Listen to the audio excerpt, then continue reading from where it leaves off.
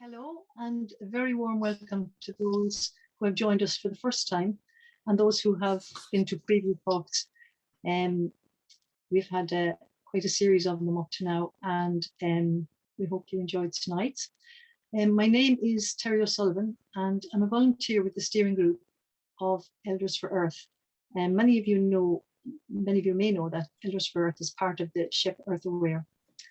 So this series of talks by people from different wisdom and faith traditions aims to inform, to stimulate and encourage, and those of us who are older in years to respond to the crisis our beautiful planet is presently in. One of the things we can do is we are encouraged to stand in solidarity with the young people who are very concerned about the world they are facing and wondering if they have a future.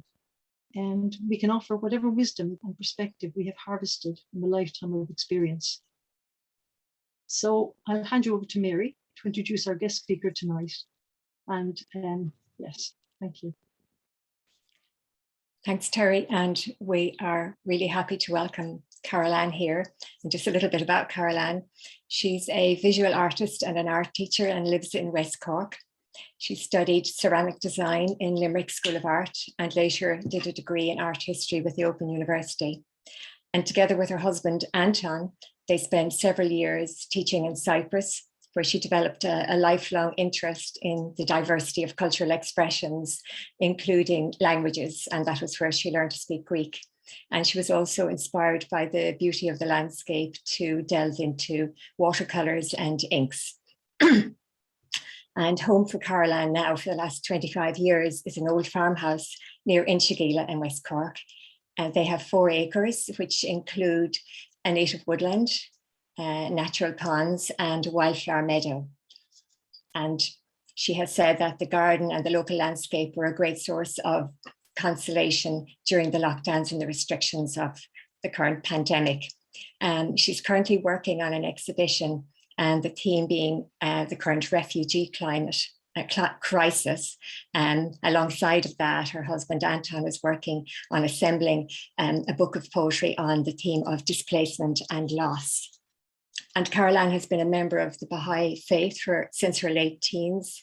And the Bahá'í Faith has the vision, the world vision of the world being but one country and mankind its citizens.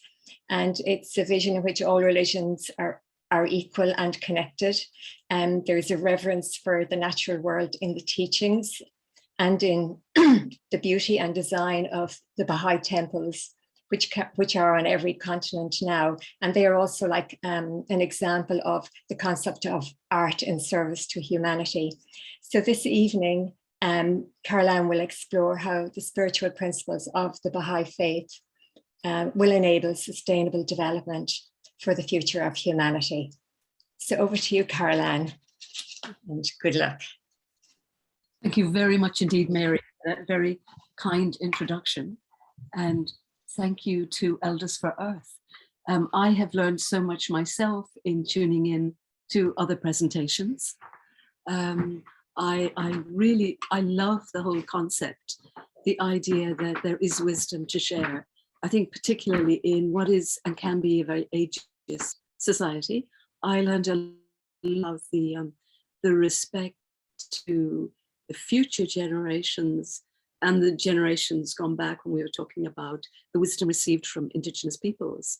I was very much taken by the evening when you had poetry, and there was, my ears of course picked up immediately when you talked about Rilke, who is a poet who still, these poems, you know, just detonate with me. And my son, who's been helping out, has been my techie here, is called Eran Rilke. We called him Eran after Eran Rahela, the poet from Kerry, and also after Raina Mariah. And I still, I of course, as a visual artist, just love the work of Dorothy Cross. And I also really liked the discussion, and somebody had asked the question that stayed with me for, you know, days afterwards when we were looking at one of the last pieces of Dorothy, which was a deeply veined pillow in pink marble in Damascus rose with an ear. And somebody had said, you know, what do you hear when you put your ear to the ground? And I thought, well, what a profound question. And actually, how does one hear the earth? And so I just explored that for a long time. So thank you for asking me. And I think, Mary, you've touched on a few things. I might just, as I explore these principles of the Bahá'í Faith, but in the knowledge that the Bahá'í Faith acknowledges the divine origin of all religions, and all religions are equal. So I'm speaking just as an individual Bahá'í. There is no clergy and I have no position. And it's not an official or authoritative reading of the Bahá'í Faith. But I thought I might just, before we explore the individual principles that I think will help enable humanity's, a future for humanity, I want to just put a context in it, you know, give a context. What is the Bahá'í Faith? The Bahá'í Faith is an independent world religion. As Mary said, it teaches the essential unity of all religions. In fact, the divine origin of all religions, and that embraces the wisdom of indigenous peoples. And it follows from that we honor the essential oneness of the entire human race. You know, when we talk about the human race, there is only one race. But the Bahá'í Faith was established in mid-century Iran, then known as Persia, by its prophet founder Baha'u'llah. Baha'u'llah's name means the glory of God. Baha'u'llah faced persecution for his teachings, as did his family and his followers, and they were exiled successively to various parts of the Ottoman Empire. Persia was not a part of the Ottoman Empire, but it had an understanding, so they just simply moved Baha'u'llah and his family to, as it were, the further reaches. Eventually, they were exiled to the prison city of Akka. Akka was then in what was then known as Palestine. And at the time, it was reserved for the most heinous crimes committed in the Ottoman Empire and for the most violent criminals. It was in effect a death sentence. And many of the Baha'is, many of the elderly or the very young Baha'is, in fact, succumbed to illness and death. Akka was considered such a pestilential place that there was a well-known saying that should a bird fly over Akka, it would fall from the sky. So noxious was the atmosphere. The transformation physically and spiritually of Akka through significant environmental and social interventions by Baha'u'llah and his son Abdu'l Baha is a theme I'll return to later in this presentation. So from this prison city in the outskirts of the Ottoman Empire, Baha'u'llah continued to write about his world-embracing vision, continued to write to the leaders of the world. At the heart of Baha'u'llah's teachings is a vision of a unified world which respects the oneness and diversity of all the world's peoples, and which ensures the well-being of all nations, ethnicities, creeds, and classes. I've mentioned it has no clergy, but it encourages all believers to study and acquire knowledge for themselves, to surrender all prejudice, however deeply held, and to establish the right of universal education, irrespective of gender or class. The faith's vision of justice calls for the elimination of extremes of wealth and poverty, a reverence for the natural world as a shared heritage of all, and a commitment to service of one's fellow human beings. After Baha'u'llah's passing in 1892, the affairs of the faith were administered by his son Abdu'l Baha. Abdul Baha was called by his father the apple of my eye, but Abdul Baha chose for himself the name Abdul Baha, significantly because it means the servant of Baha, that is of his much loved father, the servant of the faith, and the servant of the peoples of the world. So I want to look now at some key, I can touch this, can I, darling? And nothing is happening. I'm going to look at just some of the key principles. And this is what we have children for, to help us. You're okay. Wonderful. It's the title of your talk. Fantastic, yes. Organic with the world. Bahá'í Temple. Yes, Delhi. this is the Bahá'í Temple in India. And here we are, yes. So this is the concept of transformation. This is a photograph taken by my son, Daryl, of Gugambara, which is really one of those, one of the wonders of Cork, and a very special place to come to. As understood by Baha'is, the whole purpose of religion on an individual level is to effect a personal transformation, to awaken our souls to potentialities that might otherwise be unimaginable to us.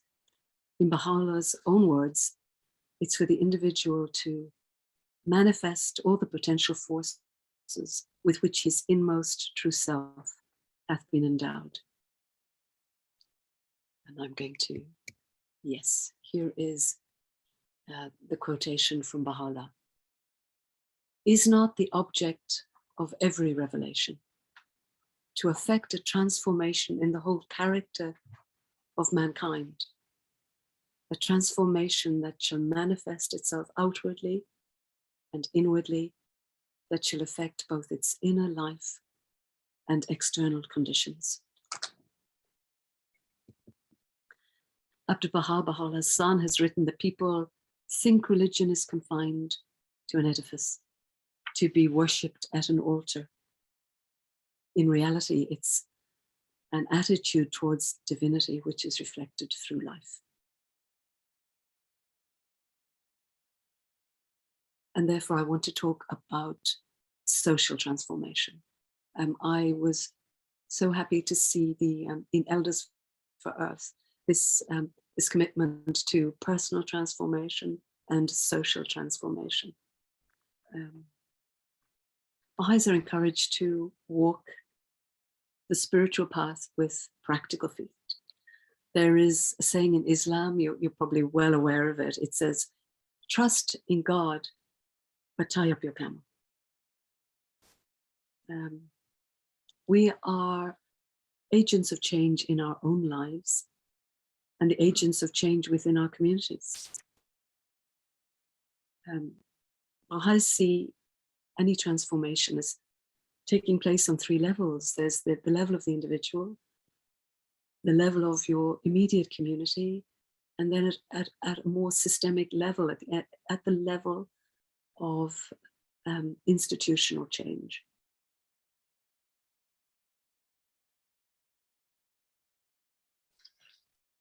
Any significant endeavor over a long term requires the transformation of society, a transformation based on certain core principles: justice, involving education for all, the alleviation of poverty, and, as I've mentioned at the beginning, the abandonment of deeply rooted prejudices.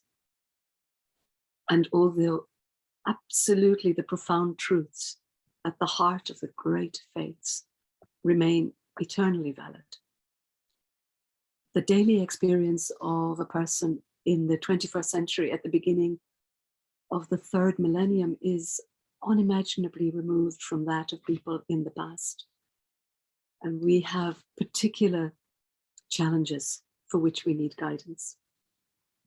In this age, Baha'u'llah counsels us to be actively concerned with the needs of your age and center your deliberations on its contingent needs and requirements.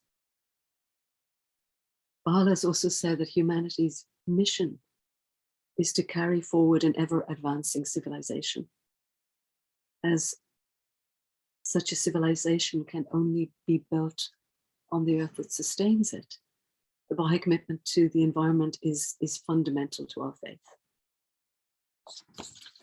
And the quotation that the title of the presentation is taken from is, this is the full quotation. We cannot separate the human heart from the environment outside us and say that once one of these is reformed, everything will be improved. Man is organic with the world. His inner life molds the environment and is itself deeply affected by it. The one acts upon the other, and every abiding change is the result of these mutual reactions.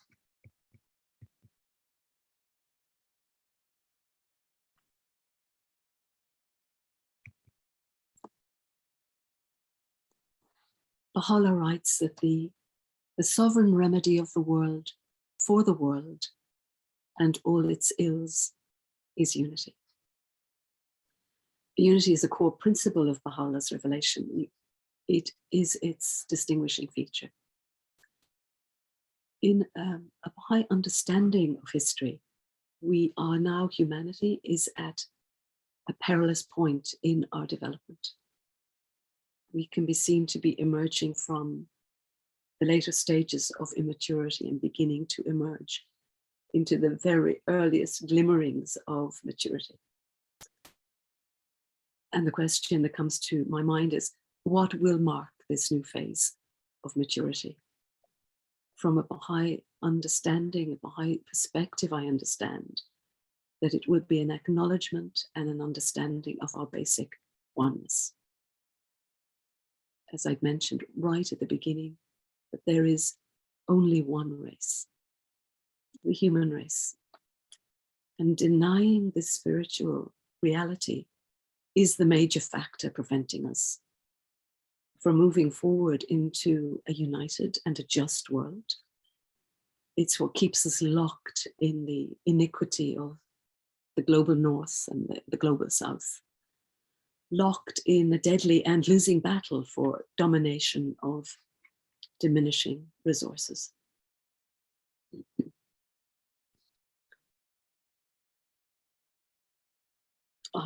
This is a quote from a Baha'i publication, not from the sacred writings of Baha'u'llah. This was from the release from the Baha'i International Community representative at the recent COP 26 in Glasgow. Humanity is at a pivotal moment when it must recognize its essential oneness, that we all share the same atmosphere, and that cooperation among all nations, is necessary in order to address the pressing existential questions that we will face in the coming decades. Now, I'm just going to ask, how am I doing for time? Okay.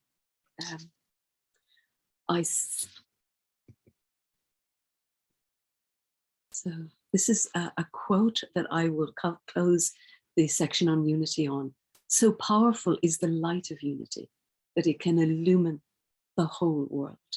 And I think in this time of darkness, this is the power and the light we need to draw on from a divine source. Again, from Baha'u'llah, the utterance of God is a lamp whose light is these words: ye are the fruits of one tree and the leaves of one branch.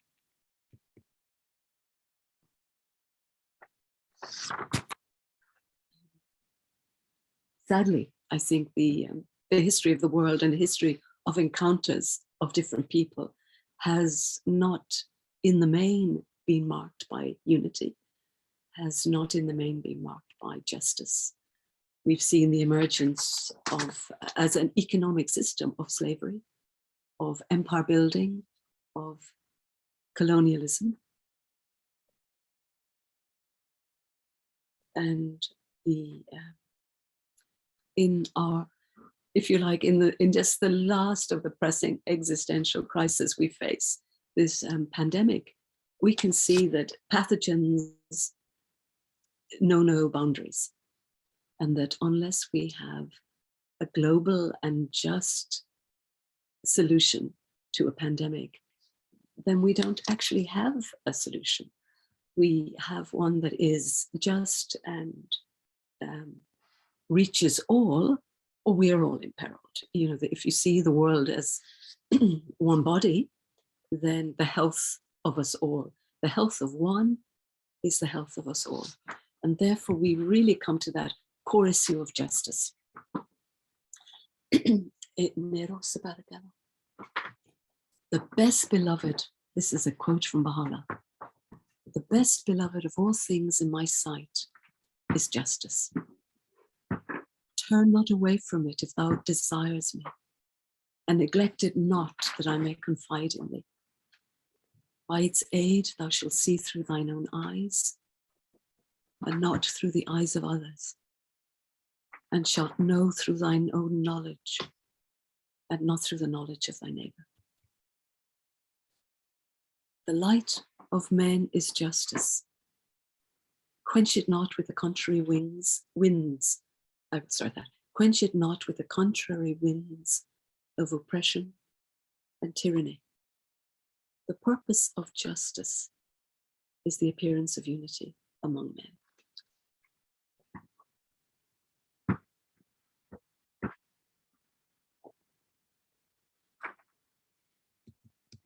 In seeing that link between justice and unity, I think we actually begin to see the interconnectedness of all spiritual principles.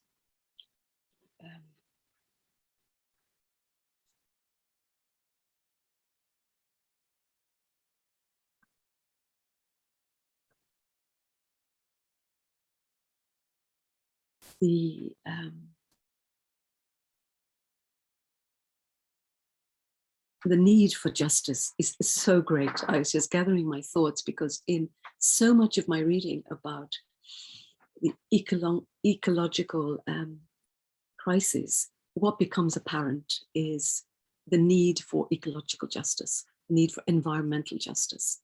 And here is a quote from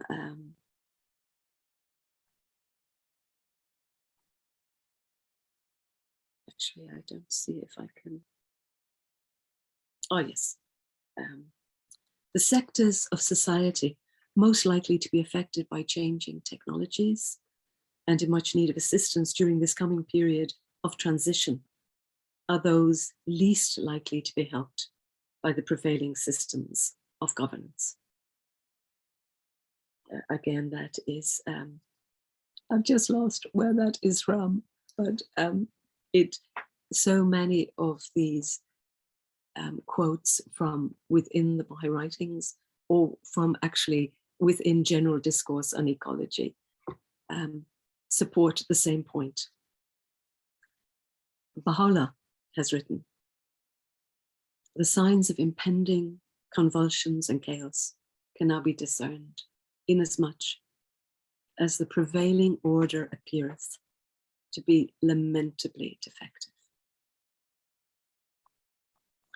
And in 2012, the administrative body of the Baha'i World Community wrote, looking at the state of the world now, the state of the world reflects a distortion of the human spirit, not its essential nature. I think, you know, I often hear it said that human nature cannot be changed, which I think actually every religion comes to change human nature. It comes to expand our consciousness. So it's a default position. I think we have to believe in change, and we are actually in a period of intense change. We're in a period of where we can see the destructive change. We can see the destruction of states, failed states, people fleeing their countries because their countries are no longer safe, but without a world ready to embrace them. And we also have seen so many decades of denial of science, and an inability to move to a more enlightened approach to crisis, to allow scientific solutions to begin to affect a change for the positive. And I feel that is quite traumatic for the world, I think. But at the same time, there is a parallel process of an emergence of consciousness. I talked to Mary when you first asked me to do this, Mary, and it was before the statement in August from the IPCC, which said this is, you know, a red flag for humanity, a red flag for the planet. And talking after that, I'd said, Mary, you know, things have changed so much. There is now an acknowledgement that yes, certain sectors can no longer deny the science, that there is a change. And of course, the question will always be, has the change come too late? Is it too little, too late? But there is very certainly an emergence of an understanding. And I know that just yesterday, and you'd mentioned it when we spoke this morning, Mary, and I had read it last night, and my husband was so excited and came and told me also of it, that, and you probably know it yourselves, that was it yesterday or the day before, the County Council of Donegal had now acknowledged nature, the rights of nature. It's not a legal construct, but it shows a significant move towards an understanding.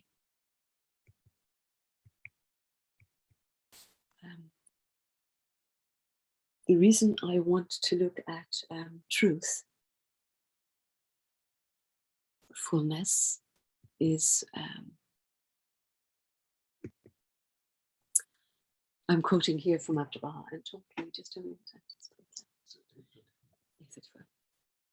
Truthfulness is the foundation of all human virtues.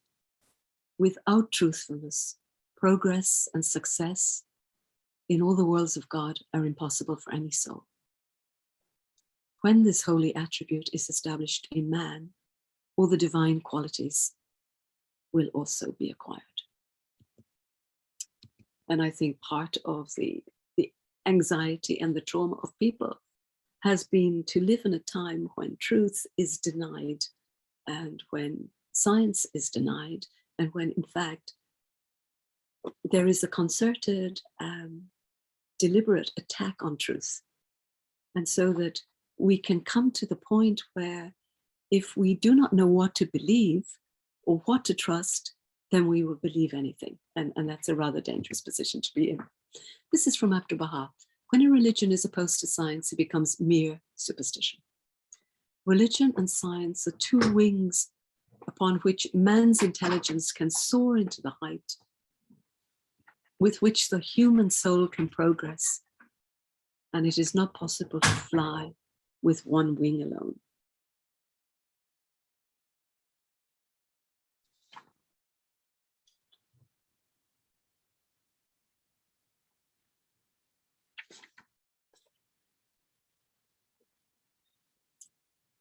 I want to move on to humility, because I think that is where the hope emerges from, where the hope begins to, we have signs from hope, for hope. Baha'u'llah says, know ye not why we created thee from the same dust, that no one should exalt himself above the other.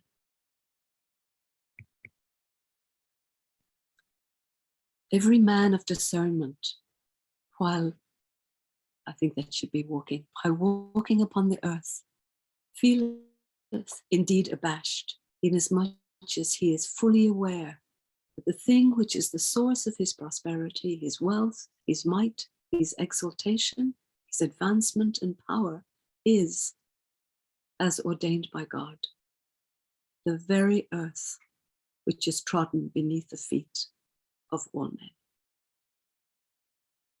There can be no doubt that whosoever is cognizant of this fact is cleansed and sanctified from all pride, arrogance, and vainglory.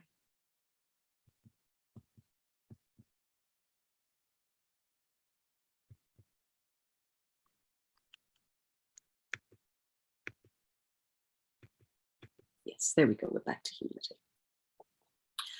I really wanted to say that in this regard, we have so much to learn from the indigenous peoples about our relationship to the world and the dust we walk upon. Revering beauty as a reflection of the divine, and learning to humbly and with gratitude acknowledge our place in the world, our dependence on this natural and fragile ecosystem. We are actually now privileged to have a sense of awe enlarged, inspired by the kind of imagery that past peoples never had. It is the imagery of outer space.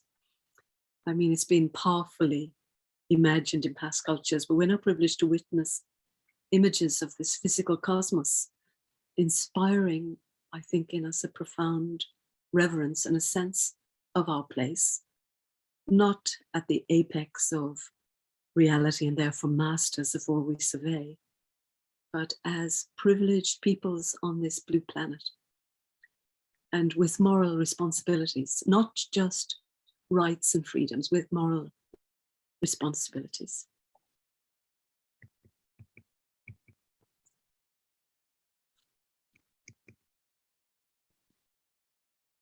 This is from Baha'u'llah. And when I read this, I actually had to read it several times because it just blew my mind. Nature is endowed with a power whose reality men of learning fail to grasp. I'm wondering if that is correct. And yes, so nature is endowed with a power whose reality men of learning fail to grasp. And nature itself is lost in bewilderment before its revelations. So maybe what I was feeling was absolute bewilderment. And therefore, I can go back, can't I? I think our response is probably best expressed through the arts. So much of art is inspired by the natural world, even if it is, conceptually changed, and it is expressed or executed conceptually or in an abstract way. But it continues to be a wellspring of inspiration.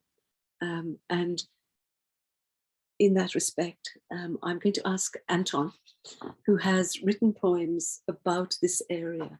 And by the way, all of these, I might have mentioned, these photographs are either of our immediate environs or maybe up there in Gugambara, which is about half an hour away. And they were taken by my son, Daryl, who now lives in France. And this is, Anton, would you like to introduce the poem?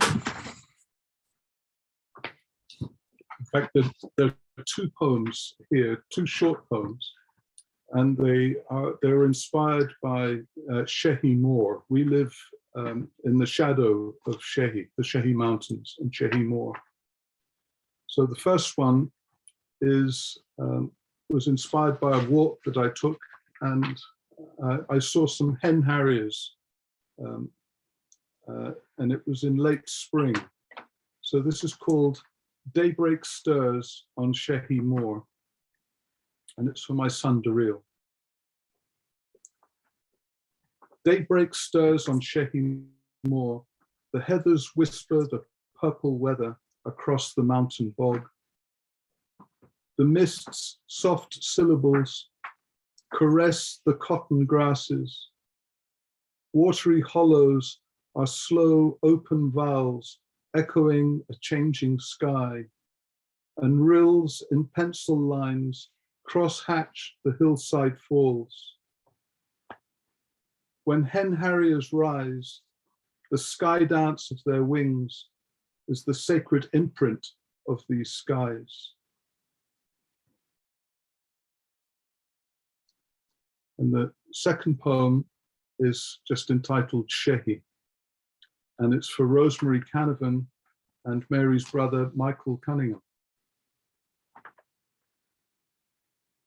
Shehi Mountain may not inspire the awe of the beetling cliffs of Moor. Here's not the drama of bearers serrated ranges that crowd above Glengariff Bay. But Shehi's brow of naked rock and heather, rounded by all weathers, is my ancient of days. The roaming clouds, as if by his command, split this afternoon's westering light into a pair of golden compasses. They describe a shielding circle round our sky, our townlands, and our home places. Thank you, Anton.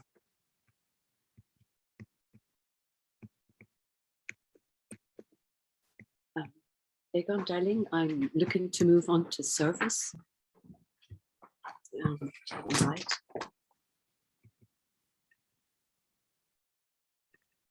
Thank you, darling. I really linked humility, reverence, and service together because they just seem to have a natural flow. And I have one quote from Baha'u'llah, which I quoted before: be anxiously concerned with the needs of the age you live in and center your deliberations on its exigencies and requirements. But I also have a quote here. It's from a volunteer in a Baha'i-inspired development project in Vanuatu. And he said, there's a direct relationship between hope and attitude of service to others and constructive action. When we put the needs of others above our own, this brings hope. And when we remember our spiritual reality, our sense of hope is strengthened, regardless of our physical condition. There you go. What I'd like to do is look at some examples of these principles put into action. Thank you, Egon. He found this this portrait of Abdul Baha, the son of Baha'u'llah, who for Baha'is is the perfect exemplar, someone whose long life of service we try to take inspiration from.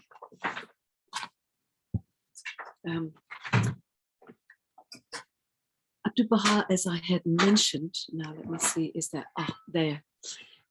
He was really just a child when, Anton darling, that's a lot of noise.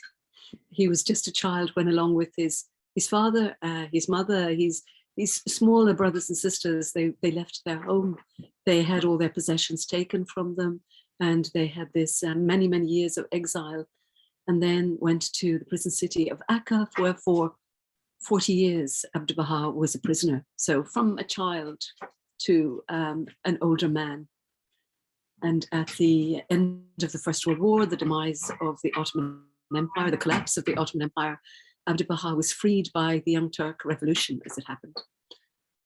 And but in the many years in which the Baha'i community was imprisoned, they were allowed to eventually, move outside the toxic environs of the city. They worked really hard. They set up businesses. They supported themselves, and so they went from a near-death situation to working really hard in a cooperative way and finding a livelihood for themselves. And at one point, Abdul Baha was able to buy some land just on the shores of Lake Galilee, which was then it was still in Palestine. It's now in present-day Jordan. He bought the land and then he gave it to the local Baha'is, And he'd said, you know, this is an incredibly desolate piece of land, but we are going to work it. And they had huge difficulty.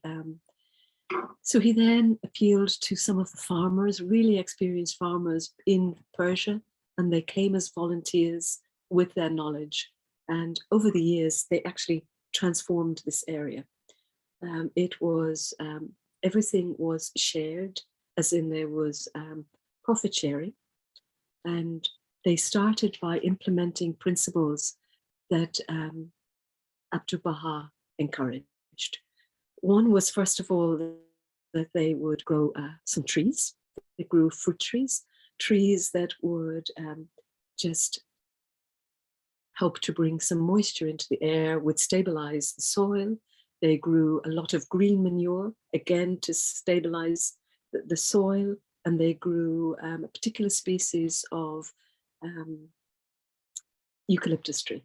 You know, eucalyptus tree, they drain the soil, and it was both barren, and there were areas of stagnant water. So it was infested with mosquitoes, and the mosquitoes were malarial. So Abdu'l-Baha had said to the farmers who came from Iran, I have brought you to one of the most desolate places on earth. But over a period of years, they drained the malarial water. They stabilized the soil. They improved the soil to the extent that without using any other fertilizer other than green manure, they could get 3 harvests a year. And they then had crops, they had grains, they diversified. So they were actually using ecological and permaculture principles. And they had surplus. With the surplus, they could sell it. And with that, they could start a school, they could start small businesses, and they actually began to really prosper. Along lines where they had this ethos of service at the heart of everything they did, and a sort of an ethos of worship, that what they did was worship, that work is worship, work in the service of others is worship. And Abdu'l-Baha had encouraged them to store grain, because all the signs looked that outside of this, if you like, this little oasis of greenery and fertility, there were famine conditions. And in fact, there was famine. And Abdu'l-Baha, having encouraged all of the local community to store grain, was able to stave off famine. And so, if you like, the prisoners from Akka enabled the local community to survive what otherwise would have been starvation. For which service, as this was still British mandated Palestine, Abdu'l-Baha was given a knighthood, which he very graciously accepted. He never used, because he had said, you know, my status, my title is servant, and my status is servant. And I want to look at the man who's called the first global conservationist, who also used permaculture and agroecological principles before they were even called that. So this is Richard Simbar-Baker. And the reason I also want to talk about him is that when I was pregnant with Aegon in the summer of '78, Anton and I were privileged to be able to share a car with him. A friend was driving us all from Dublin to Belfast, where Richard was going to talk about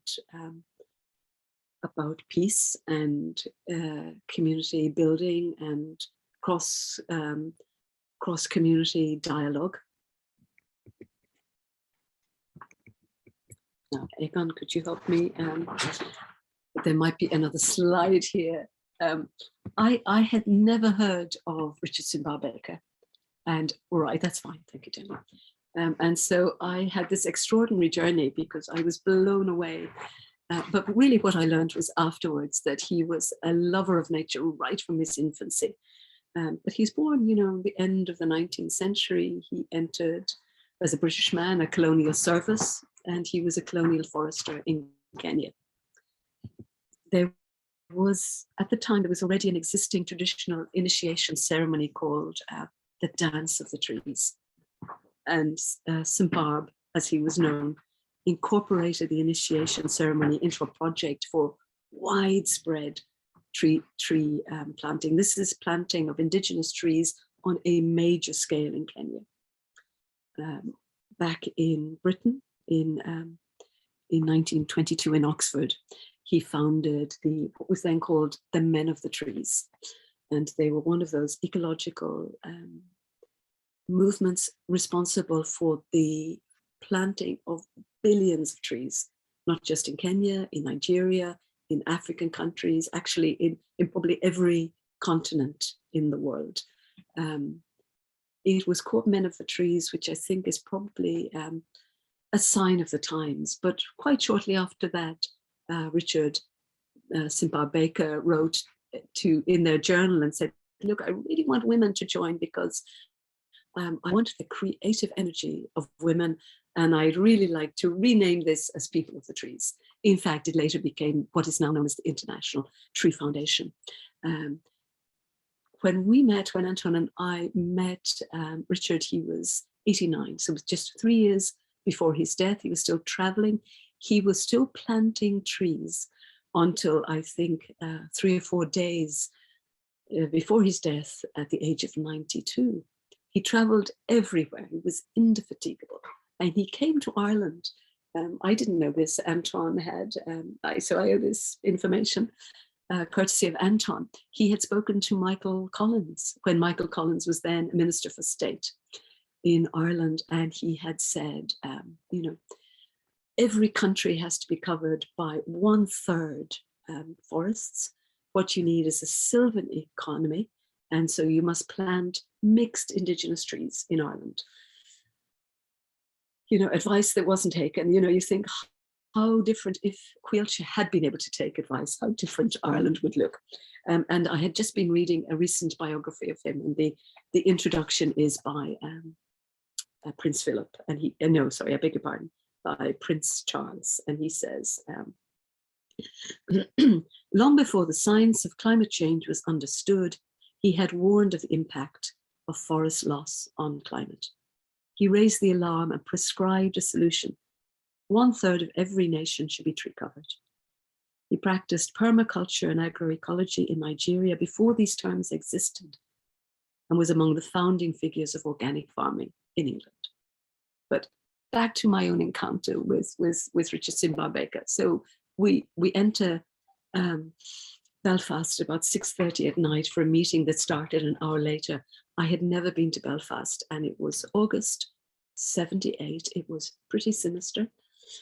There was evidence everywhere of bombed out buildings, shuttered buildings, and it was eerily quiet. So we went to this hall, and I thought, okay, this is quite a challenge. How will Richard talk about the peaceful principles of the faith, and how will he talk about what Belfast needs? And Richard stood up and said, what Belfast needs, and you could hear people sort of an inhalation of breath, and he'd said, what Belfast needs is more trees, because more trees brings more oxygen lowers the level of stress, and everything starts from there. And in fact, he did manage to have a wonderfully integrated talk about all principles for peace. But I learned that for Richard, everything was connected with the ecology.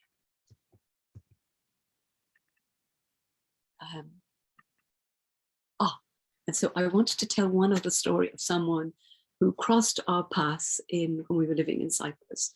We had a spare bedroom, and we'd said to people, and we moved to a few places, but they were very beautiful. And we'd said to people, please come and visit. And everybody took us up on the offer.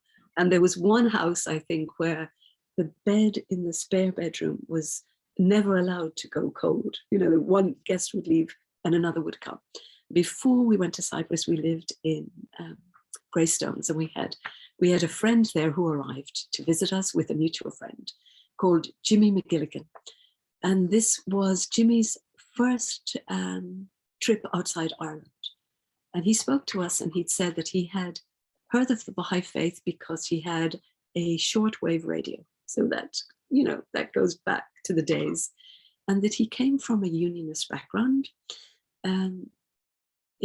You know, he was an orange man. It wasn't so much politics or the religion that defined him, but he loved being involved in their fundraising activities for charity. And when he kind of crackly heard of the faith, that he felt instantly attracted by its universality and its ethos of service. So Anton said, well, look, Jimmy, you can't just go straight back to Belfast. We're so close to what is the world center of the Baha'is, you know, which had been then in the Ottoman Empire, and, you know, it was Palestine, is now present day Israel. Why don't you go visit the world center in Israel, which he did. And he met Janak, who was had done studies in development. She'd studied development. She had a PhD later in development studies. And Jimmy had incredible practical skill. He drained bogs here in Ireland. And so he decided to go to India. He traveled first alone. And then when he and Janak got married, they were asked if they would volunteer to run one of the very first socioeconomic projects for rural women in India, in an area called Indore, which is in Madhya Pradesh, which is kind of north central India. Egon, would you help me with these slides? I just want to see what else there is. Oh, thank you. So yes, it's actually called the Barley Institute for Rural Women. And he and Janak stayed there till he died, but and so they were involved in literacy projects, in agroecological projects, in empowering women, because they know, like anybody involved in developmental work, that empowering women is crucial to change the culture and the economy of a place. But he had realized that there was another problem, in that these women had to walk long distances, maybe an hour every day, just to find kindling for the fires. And so there was a growing area of denuded land, of deforested land. There was drought, attendant drought. And also the women, on top of the horrific job of having to walk to get food, to burn, to cook for your family, they on a daily basis faced the risk of rape.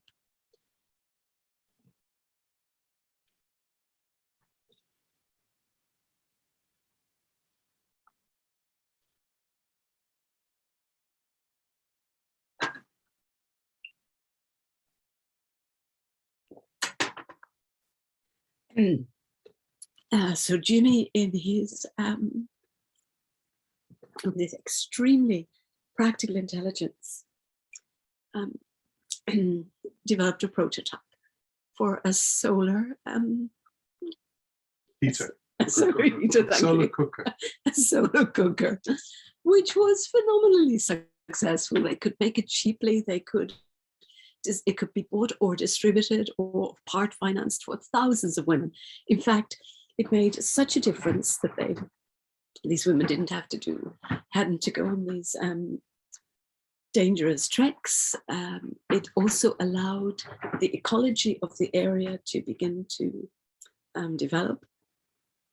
And for that, Jimmy was given an OBE.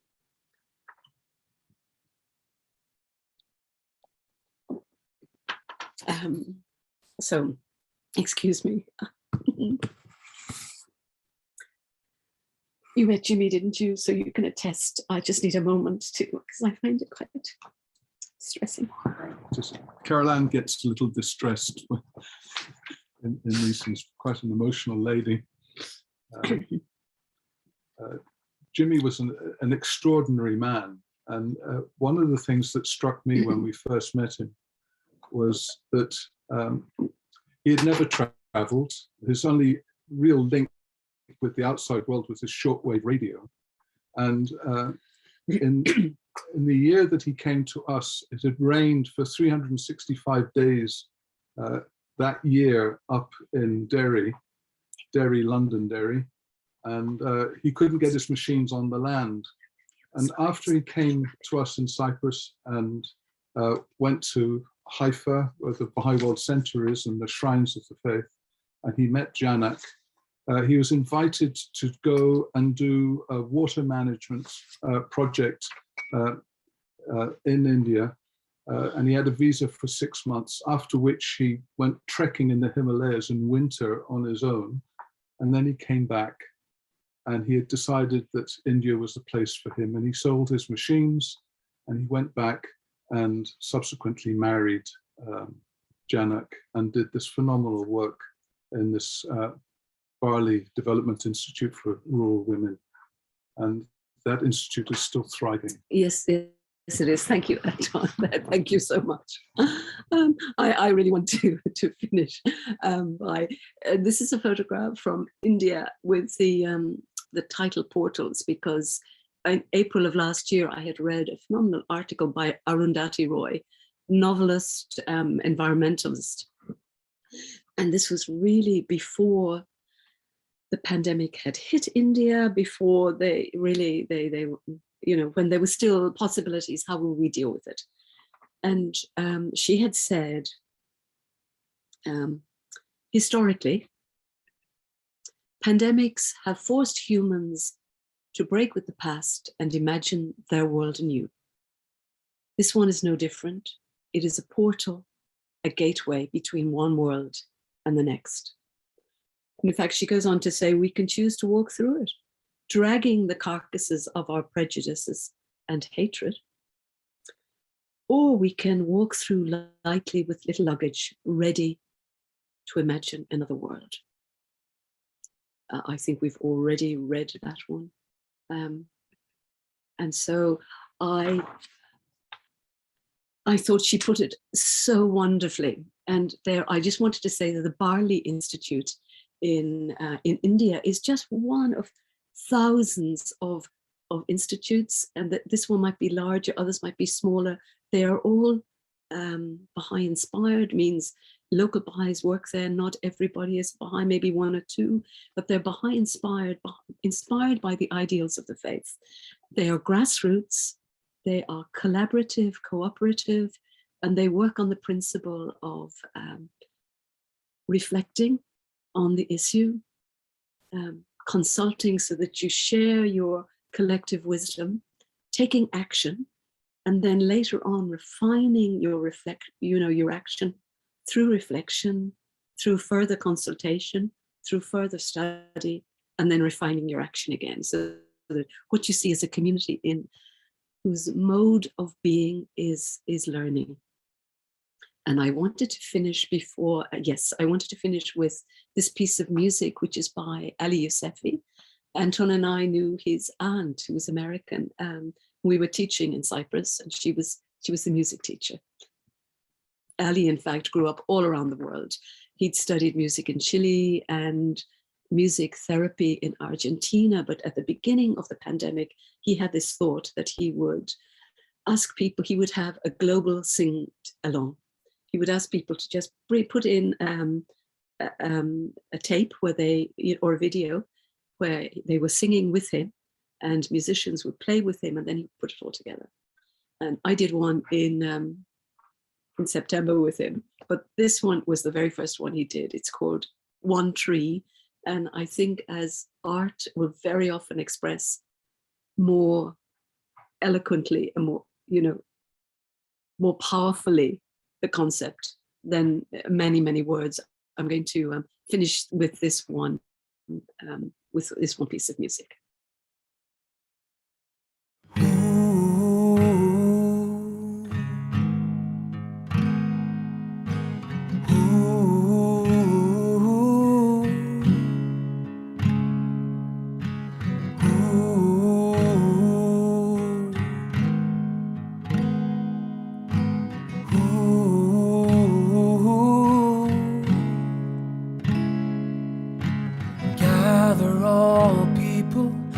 the shadow of thy bounty, and cause them to unite in harmony, so that they may become as the rays of one sun, as the waves of one ocean, and as the fruit of one tree. Gather all people beneath the shadow of thy bounty, and cause them to unite in harmony, so that they may become as the rays of one sun, as the waves of one ocean, and as the fruit of one tree.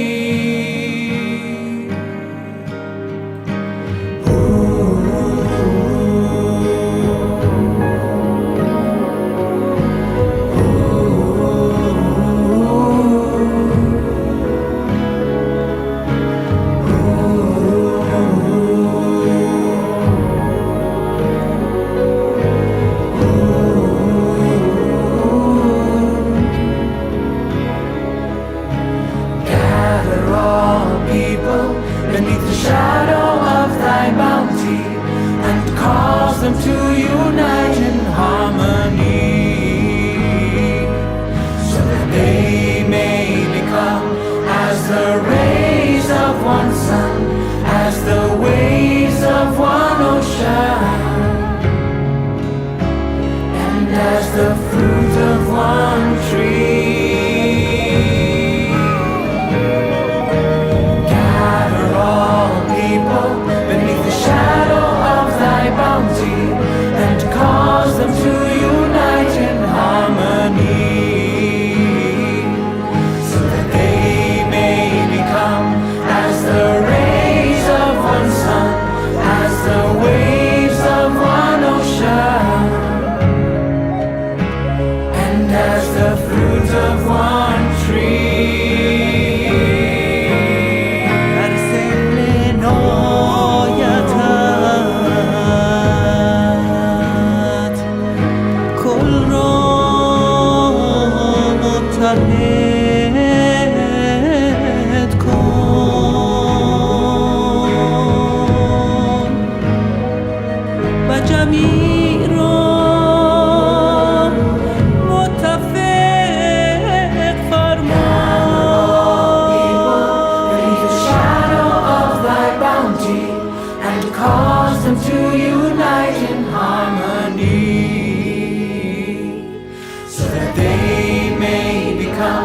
As the waves of one ocean, and as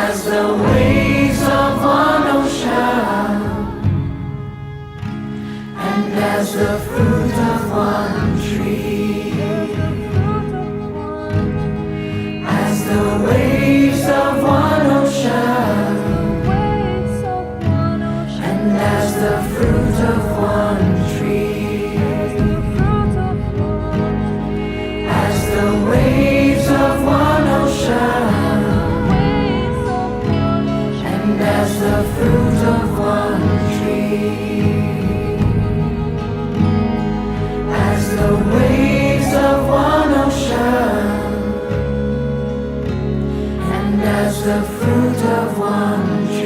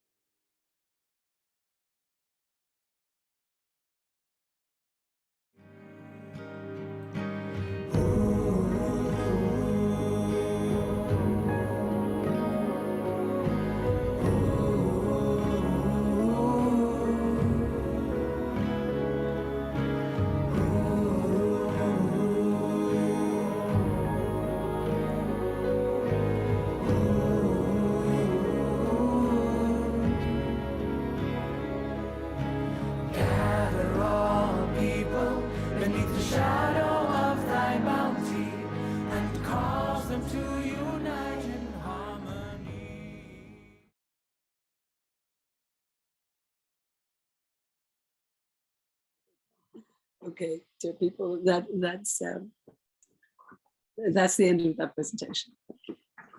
Thank you very much, Carole Anne. Really, it's been meditative, reflective, emotional, beautiful qualities, and a lovely mix of the spoken and written word. And to finish with that lovely video, I was just swaying in my chair along with it.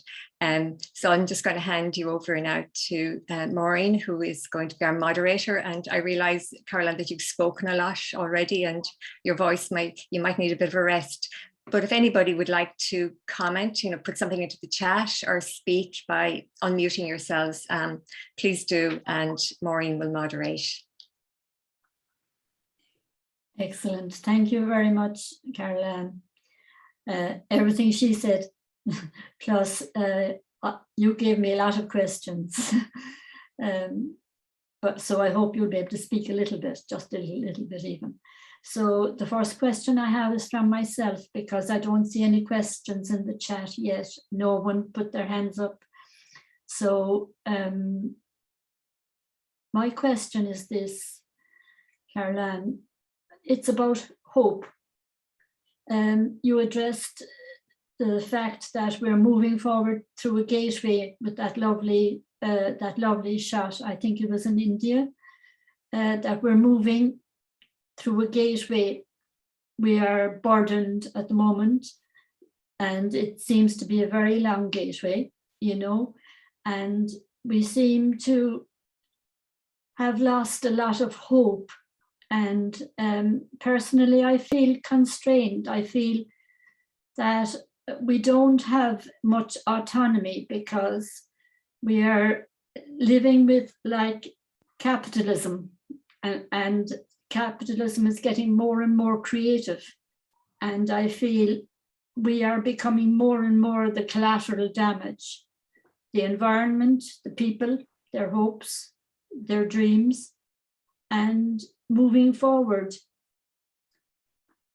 How can we, with looking at the environment, how can we extract more hope, if that's not too big a question? It is a huge question, I know. How do you see it yourself, Carole Anne? It is a wonderful question and a huge question. Hope is a much depleted resource, and yet it is vital. And I was really taken by that quote from the volunteer in Vanuatu, because he said that hope was connected to action. I fully know what you mean. We're paralyzed by the extent of the challenges. We can be paralyzed by the actions of others, which are, which are quite sinister. It's very hard to detach yourself from what is it, that wonderful words the Germans had, myself and Mary were talking about it, a term, Weltschmerz. You just feel it, the schmerz within it, because it's existential grief of the world. And I had got to the point, Maureen, where I stopped watching CNN. Not that I didn't like CNN, but there was only so much I could take from the politics of one particular part of the world. You need to keep yourself aware, but you also have to protect yourself. And I think, yes, hope is like a garden that you have to protect, and that's where you grow your seeds. And resilience comes from, I think, action. I think it comes from exactly what you're doing, which is grassroots. You have created change at a community level. Also change because you're engaged in the discourses of society, and that action in any project is what gives us hope. And that there really are, well, the Bahá'í understanding of history is that we are in a transition, and we are seeing very destructive forces within the world, but we also see parallel the emergence of another world. It's not without pain. I was thinking, because it's this time of year, I was just thinking of that wonderful Eliot poem, the Journey of the Magi, learning it at school when I was about 13 or 14. And he says at the end, were we brought all that way for birth or death? There was birth, certainly. We had evidence and no doubt. I had seen birth and death, but had thought they were different. This birth was hard and bitter agony for us, like death, our death. But it's a painful time, but I think there is absolutely an emergence. And we look to the emergence of a consciousness which is infinitely more attuned to the world and infinitely more sensitive and less self-centered than has been in a long time. I think the very fact that Elders for Earth is in existence is great. A reason for hope. Greta Thunberg, I thought, was wonderful as inspiration, and it could, if you were writing a novel, the fictional thing is this deluded young girl and it just moves into Scandi noir. But in fact, it connected with the heart of people. Yes. And I think I take also great hope from Jimmy, who you could see here's a man who outgrew his environment, and the personal transformation in one person was able to affect transformation in the lives of thousands. Exactly, 100%, Carole Anne. And the way the environment has been so damaged, but during the pandemic, which we're still in, bad as it is, people watching the empty streets, seeing the foxes parade the empty streets and being able to hear birds sound more clearly, or the birds singing more loudly, people walking in the forests, people being kinder to each other. It's slipping now, I think, but I think we saw hope more, even in the depths of despair about, all the different strains of COVID-19. I think we did see some people having some more hope for a while, but I think it's petering out a little bit, All right. That was my experience as well. And I think people find within them resources they never knew they had when the time comes, when the challenges come. That's where your own internal resilience comes. But I mean, we are not islands, each man's death diminishes me. We find our strength in others, which is why, having a community, even if you can no longer see them, but it's enabled by technology, is a huge source of strength. But it also, although it was a brief moment, it showed that in this Anthropocene age, if we step back from our destruction, the natural world's natural impulse is to regenerate. And I remember one day sitting up by the ponds, and we looked at the sky, and there were no, jet contrails. Thank you, Anton. Yes. And this blackbird started singing, and Anton recorded him at the same time he recorded that wonderful Austin Clarke poem, the Blackbird of Derry Cairn. And there's a line in that which I absolutely love, which is, knowledge is found among the branches. We listen to the natural world and we learn. I know that, in that particular poem, that Christianity and pre-Christian wisdom of the forest is contrasted. And I think probably from a Baha'i perspective, we would say that you retain all the wisdom of the forest, all the wisdom of the natural places, and you expand that consciousness with the light of Christianity. They're not diametrically opposed, but it's a wonderful poem. I love it. And to be able to record Anton's reciting it in the garden with this blackbird singing his heart out was magical. Imagine. The other thing, you mentioned the media there, Carole Anne, and we have a big problem at the moment with deciding what is the truth, you know, even on different platforms, you know, different platforms have different levels of veracity. What do they, you know what they say? We won't speak about different continents now, we'll stay here because it gets very dangerous. But I'm just wondering, like, how do you actually search properly for truth? You know, in a religious way, or in a non-religious way, or in a way every religion can, really. You know, where do you, you know, or what is the concrete action you must take to begin? That is a wonderful question, a really prescient question, because one of the quotes had talked about justice, and through it you will know with your own eyes and not through the eyes of others, which when I was thinking about really made me reflect that there is a moral component to knowing, a moral component to truth that devolves upon us. And yet we have a capacity, that would seem to be the understanding, we have a capacity to know truth through, and this is a phrase that Baha'u'llah uses, unfettered search, which means we have to purify our motive. We have to leave our blinkers. We have to leave our prejudices. To quote that wonderful line from Arundhati Roy again, you know, we cannot drag the rotting carcass of our long-held prejudices. We have to let go of our prejudices and our blinkers and our fetters. And then we can, you know, we have a critical faculty that we can. A critic.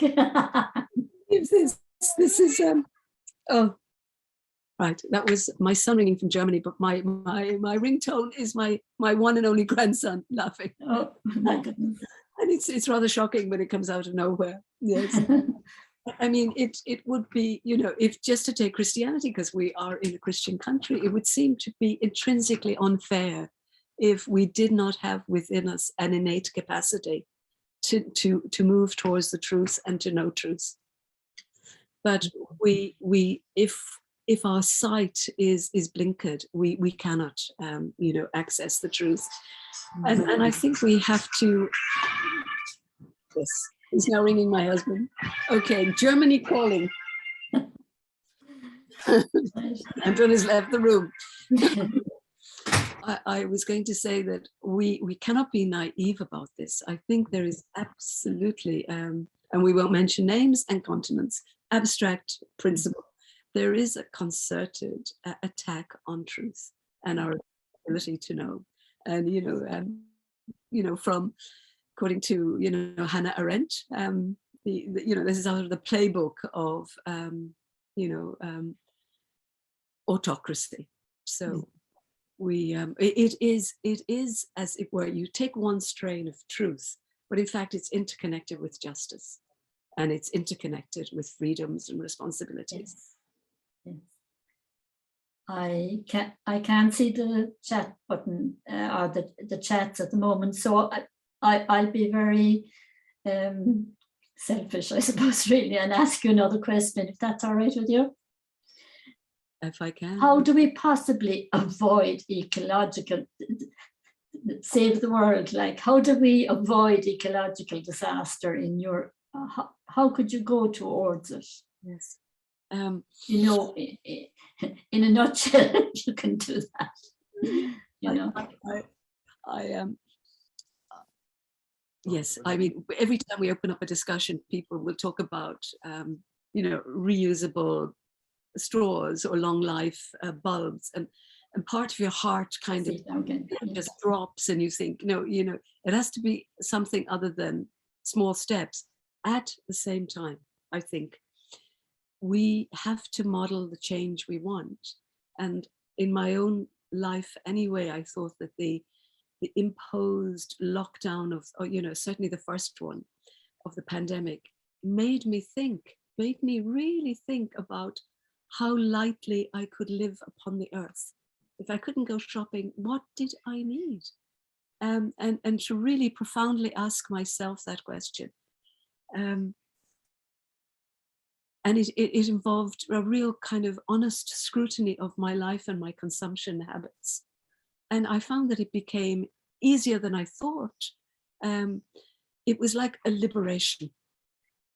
And then I think, well, I also think that we must, if we want to ethically approach a fairer world, a healthier ecological world, if we want to avoid ecological disaster, we also are aware of all of the tipping points that have been flagged as we came up to them and that we have passed, and that we are really in perilous times. But while holding that in, that awareness, we then still have to change. I think, change has to come from within for it to be meaningful, but also knowing that it will not just be the actions of individual people that will save or avert crisis, that we must have at the same time major structural change. And sometimes I think, the people who pollute less are the ones who are made to feel most guilt.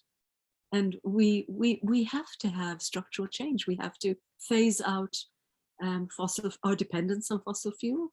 But when we say ours, when we bought this house in the country about 25 years ago, we thought we were doing the right thing. It's only, in the last few years, we're aware that now we need 2 cars and we're going to reduce it to 1, but we have to travel and, we have to buy petrol. It's something we don't want to do. And also it's an old house. If I was starting all over, I'd build an eco house with passive heating, but I can't, I don't know how to do it. I can't afford it. So we have an old house, which seemed both romantic and the right thing to do at the time. We weren't building a new build with all that concrete. So we have to heat our house and we have to drive. But I think there are many people like us, but we are not put together, we are not the big polluters. We still have to accept the fact that, a very small percentage at the top are the major polluters, one through their consumption, two through the industries they invest in, and that many of us feel the guilt. We feel, and so really I think it's a matter of being absolutely clear about how perilous the situation is, still having the courage to change within your own life, because something comes from that, some grace comes from doing the right thing, but also understanding that, the big polluters have to change and there has to be major structural change within the world. Maureen, if I can come in there now. Maureen, you were saying you couldn't. I don't see it at the same time. Hi. Maureen, you were saying you couldn't see the chat there. I'm not sure. I don't know what happened. Okay. And Niamh has her hand up, and also there's a couple of I can't see that. Yeah. Comments. Okay, Niamh, I think you were probably there first, and maybe, and also we're getting very close to the end, and perhaps we could go over for a couple of minutes if people would just like to maybe make a comment. Okay, Niamh. Thank you, Carole Anne. This is a really interesting, I suppose, presentation tonight. It's really been. The question I'm asking, I put it into the chat.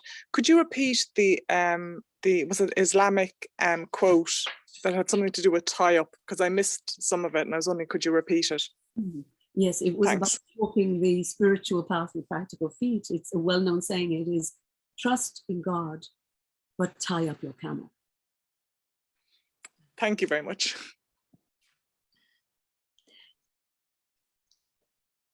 Thanks, Niamh.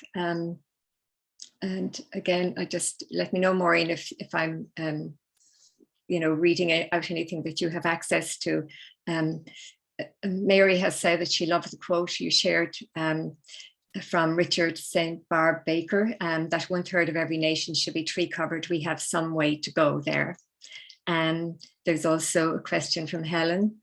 to thank you. You mentioned that the world did not listen to the science foretelling climate change. That was deeply unfortunate. However, a lot of what we take as science is flawed also, and often depends on who is paying. Do you believe that we need to develop much more respect for our intuition, our deeper knowing that never lies?